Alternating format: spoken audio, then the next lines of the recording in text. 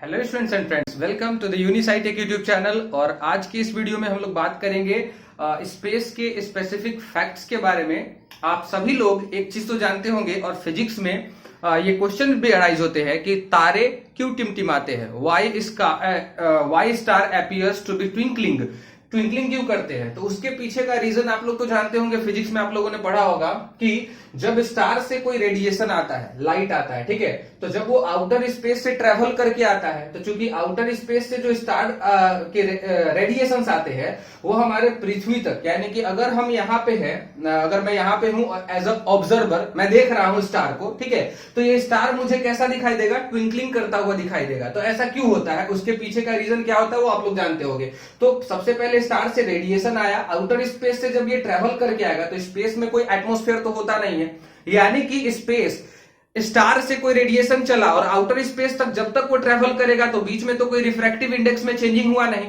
तो जब refractive index में चेंज नहीं होगा तो वो स्ट्रेट लाइन में ट्रेवल करेगा, क्योंकि हम लोग जानते हैं कि इलेक्ट्रोमैग्नेटिक रेडिएशन जो होता है हमेशा स्ट्रेट लाइन की तरफ शिफ्ट करता है, स्ट्रेट लाइन में ही चलता है, ठीक है। तो यहां तक आउटर स्पेस है और यहां तक वो वैसे ही आएगा। जैसा कि हम जानते हैं कि जिस पृथ्वी पर हम लोग हैं इसके ऊपर एटमॉस्फेयर के कई सारे लेयर्स होते हैं, ठीक है। तो डिफरेंट डिफरेंट लेयर्स में different different type of gas होते हैं। सबसे पहले आयनोस्फीयर होता है, उसके बाद मेसोस्फीयर होता है, थर्मोस्फीयर, उसके बाद ओजोनोस्फीयर होता है, फिर आता है ट्रोपोस्फीयर, और तब जाकर के हम यहाँ पे, यानी कि जो मैं ऑब्जर्वर हूं यहाँ पे हूं, तो कई सारे ये लाइट जो होते हैं वो कई सारे लेयर्स को पार करके आते हैं। और जैसा कि हम लोग जानते हैं कि एटमॉस्फेयर, यानी कि जो हमारा एटमॉस्फेयर है उसके जो डिफरेंट लेयर्स है उसमें अलग अलग तरह के गैस है, यानी कि उनकी डेंसिटीज जो है वो अलग अलग है, साथ में टेम्परेचर अलग अलग है, सभी कुछ अलग अलग है। तो ये जो डिफरेंट टेम्परेचर है और साथ में डिफरेंट जो हमारे एटमॉस्फेयर के जो डेंसिटी है, इसकी वजह से क्या होता है कि लाइट को, जो लाइट आ रहा है स्टार से, उसको अलग अलग रिफ्रैक्टिव इंडेक्स से होकर गुजरना पड़ता है, जिसकी वजह से इसके जो रेडिएशंस होते हैं वो अलग अलग एंगल पे क्या होते हैं, डेविएट हो जाते हैं, ठीक है, जैसे ही वो एटमॉस्फेयर के संपर्क में आते हैं। इसी वजह से हमको ट्विंकलिंग करता हुआ नजर आता है। ऐसा कहानी होता है, ठीक है, इसका, और ये रियल फैक्ट भी है। मैं जो इस वीडियो में बताने वाला हूं वो थोड़ा लॉजिकल फैक्ट है, ठीक है, जरा ध्यान से सुनना।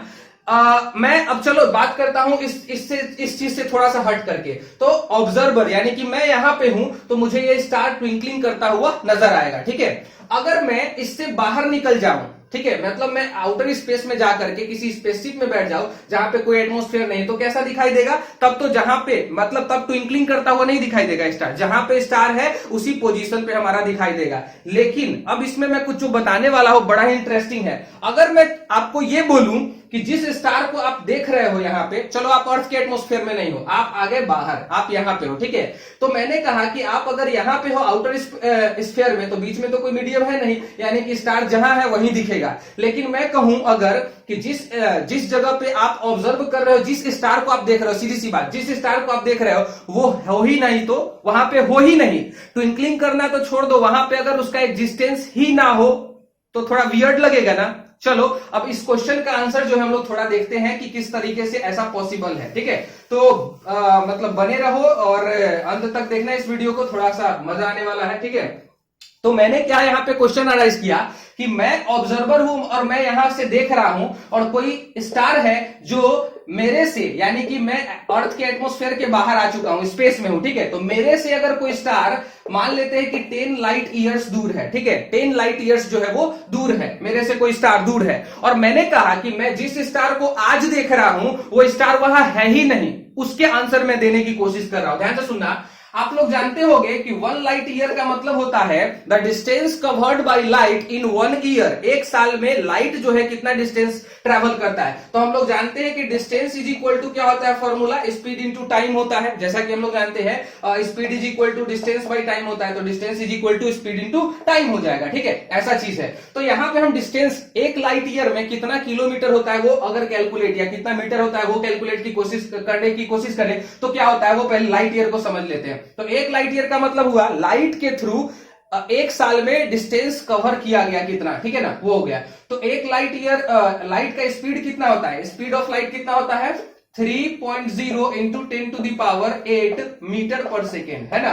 अच्छा ध्यान से सुनना। और स्पीड इनटू टाइम होता है, टाइम कितना है 1 साल में, मतलब 365 डेज। तो इसको तुम सेकेंड में कन्वर्ट करोगे तो 365 डेज को घंटे में कन्वर्ट करोगे तो क्या हो जाएगा 24 घंटे हो जाएंगे। और 24 घंटे को 60 मिनट और 60 मिनट को 60 सेकेंड, इतना सेकेंड हो जाएगा। तो सेकेंड से सेकेंड कट गया इज इक्वल टू जितना भी आएगा उतना मीटर आंसर हो जाएगा हमारा। कैलकुलेट करोगे तो एक लाइट बराबर जितना भी आंसर आएगा उतना मीटर हो जाएगा। ये आपके ऊपर मैं कैलकुलेशन की चीजें छोड़ चुका हूं। तो ध्यान से सुनना, 1 साल पहले, ध्यान से सुनना, अगर कोई स्टार मेरे से 10 लाइट ईयर दूर है और उसको मैं आज देख रहा हूं, 2020 में देख रहा हूं, ध्यान से सुनना, मैं इस लाइट को जो है वो 2020 में देख रहा हूं, 2020 में देख रहा हूं, और ये 10 साल पहले चला। ध्यान से सुनना, ये जो स्टार है इससे 10 लाइट, मतलब मेरे से 10 लाइट ईयर दूर है, यानी कि इससे जो भी रेडिएशन चल रहा होगा वो कब चला होगा 2010 में चला होगा। ठीक है, 10 साल के बाद पहुंचेगा ना मेरे पास।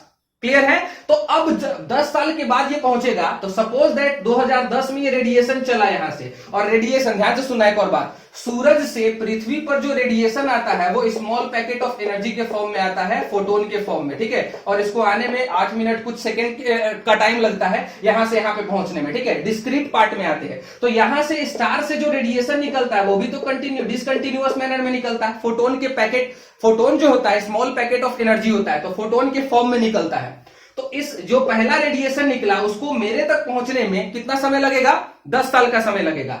अगर 2010 में रेडिएशन कोई चला, ध्यान से सुनना, तो रेडिएशन स्पेस में कैसे ट्रेवल करते हैं, स्ट्रेट लाइन में।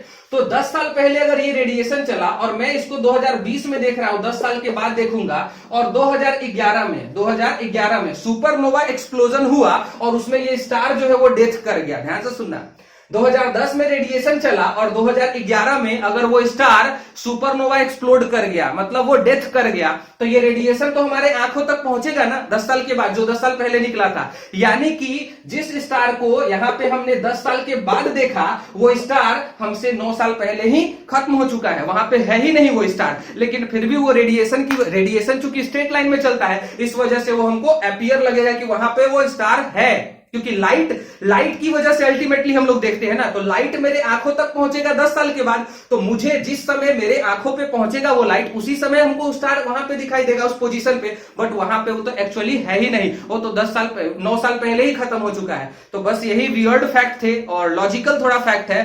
तो अगर आपको ये पता था तो आप बता देना, और इसके बारे में और भी कुछ जानते हो तो कमेंट सेक्शन में लिख देना। और अगर ये पहली बार आपने मतलब ये फैक्ट देखा है तो आप बताना कि कैसा लगा आपको वीडियो। यहाँ पे मैं आप लोगों के लिए क्वेश्चन छोड़ना चाहूंगा। क्वेश्चन ये है कि 2010 में उस स्टार से रेडिएशन चला था, लाइट चला था, और हम लोगों को कब दिखाई दिया 2020 में, और उसका सुपरनोवा एक्सप्लोजन कब हुआ 2011 में। यानी कि 1 साल के बाद 2010 में रेडिएशन चला उससे होकर के, और 1 साल के बाद उसका सुपरनोवा एक्सप्लोजन हो गया, उसके बाद वो रेडिएशन इमिट नहीं कर सकता था। मतलब उसने क्या किया कि 2010 से 2011 तक रेडिएशन को इमिट किया। ठीक है, तो मेरा क्वेश्चन ये है कि हम लोगों को 2020 में सबसे पहले उसके रेडिएशन दिखाई दिए, यानी कि 2020 में हमको पता चला कि वहां पे एक स्टार है भी, तो वो कब तक दिखाई देगा, वो कब तक अपीयर रहेगा हम लोगों की आंखों के सामने, कितने समय तक, 1 साल, 2 साल, 4 साल, 5 साल, 10 साल, 20 साल, कब तक रहेगा वो हम लोगों को पता करना है। ठीक है, तो आप लोगों के लिए मैं इसके आंसर्स छोड़ दे रहा हूं, कब तक वो दिखेगा आप लोग कमेंट सेक्शन में लिखकर बताइएगा। मैं नेक्स्ट वीडियो लेक्चर में ये बताऊंगा कि किन किन लोगों के सही हुए थे। तो बस ऐसा ही था, ये फैक्ट बहुत अजीबोगरीब फैक्ट था, तो बस आंसर दे दो भाई। तो आज के लिए इस वीडियो में इतना ही, तब तक के लिए स्टे सेफ, हैव फन, जय हिंद, वंदे मातरम।